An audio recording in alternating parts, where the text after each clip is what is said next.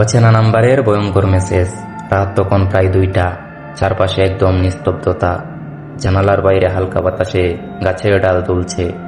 মাঝে মাঝে কুকুরের ডাকে যেন সেই নিস্তব্ধতা আরো ভারী হয়ে উঠছে। আরিয়ান তখনও ঘুমায়নি। মোবাইল হাতে নিয়ে ফেসবুক দেখছিল। হঠাৎ টিং করে একটা মেসেজের নোটিফিকেশন। অচেনা একটা নাম্বার। প্রথমে ভাবলো হয়তো ভুল করে কেউ পাঠিয়েছে, কিন্তু কৌতূহল তাকে থামাতে পারল না। ইনবক্স খুলল। মেসেজটা দেখে তার বুকটা দগদগ করে উঠল।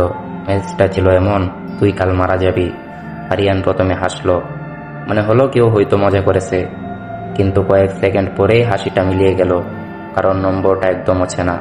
তার প্রোফাইলেও কোনো ছবি নেই। সে রিপ্লাই দিল, কে তুমি? কোনো উত্তর নেই। আবার লিখল, মজা করিস না, কে বল?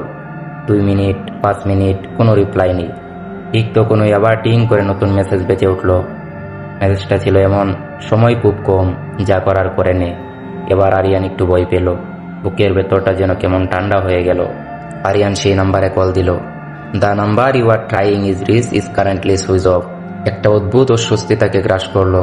সে নিজেকে বোঝালো, না, এটা নিশ্চয়ই কারো প্রাঙ্ক। কিন্তু তার মাথায় একটা প্রশ্ন বারবার ঘুরতে লাগলো, যদি এটা মজা না হয়।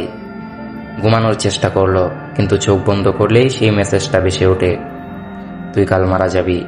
হঠাৎ তার মনে পড়ল, আজ বিকেলে একটা অদ্ভুত ঘটনা ঘটেছিল। আরিয়ান রাস্তা দিয়ে হাঁটছিল। তখন এক বৃদ্ধ লোক তাকে থামিয়ে বলছিল, বাবা, সময় থাকতে সাবধান হ। আরিয়ান তখন বিষয়টা সিরিয়াসলি নেয়নি, কিন্তু এখন সবকিছু যেন একসাথে মিলে যাচ্ছে। সে আবার মোবাইলটা হাতে নিল। নম্বরটা ট্রুকলারে সার্চ দিল। No name found. কোনো নাম আসছে না। এবার তার শরীর ঠান্ডা হয়ে গেল। হঠাৎ সে খেয়াল করলো মেসেজের টাইমটা ঠিক 1:59।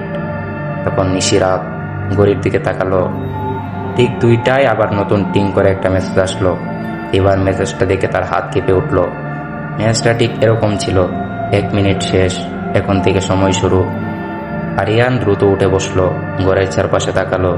দরজা জ্বালানো সব ঠিকঠাক, কিন্তু হঠাৎ তার রুমের লাইটটা নিজে নিজে জ্বলে উঠল, আবার নিভে গেল। সে খানিকটা ভয় পেয়ে গেল। মোবাইলের স্ক্রিনে আবার নতুন মেসেজ, দরজার দিকে তাকাস। ধীরে ধীরে আরিয়ান দরজার দিকে তাকালো। দরজাটা অল্প করে খুলে যাচ্ছে। ভিতরে কেউ নেই, কিন্তু দরজাটা নিজে নিজেই খুলছে। তার নিঃশ্বাস বন্ধ হয়ে আসছে। ঠিক তখন দরজার ফাঁক দিয়ে একটা ছায়া দেখা গেল। আরিয়ান চিৎকার দিতে যাবে, কিন্তু তার আগেই শেষ একটা মেসেজ আসলো, এটা তো কেবল শুরু। তারপর কি হলো শুনতে পারবেন আগামীকাল।